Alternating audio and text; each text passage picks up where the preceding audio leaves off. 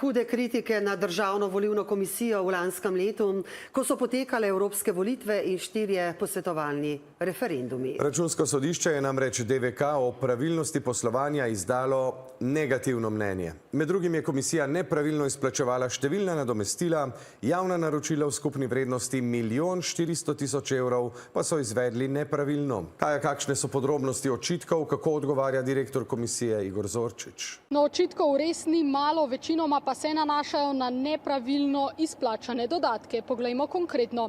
Javna uslužbenka je bila na primer premeščena na delovno mesto, za katerega sploh ni izpolnjevala vseh pogojev, ob tem pridobila napačni plačni razred in bila tako plačana skoraj 2000 evrov preveč.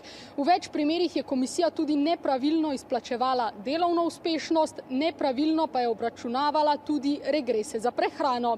No, 12 članom Državne volilne komisije je bilo ob izvedbi volilnih opravil izplačanih skoraj 2500 evrov preveč in naprej. Obveznosti so prevzemale nepooblaščene osebe. DVK pa tudi, kot še izpostavlja Računsko sodišče, ni vzpostavila ustreznega sistema finančnega poslovodstva in notranjih kontrol. Ob tem pa je nepravilno izvedla postopke oddaje javnih naročil za nabavo materiala v skupni vrednosti kar 1 389 000 evrov.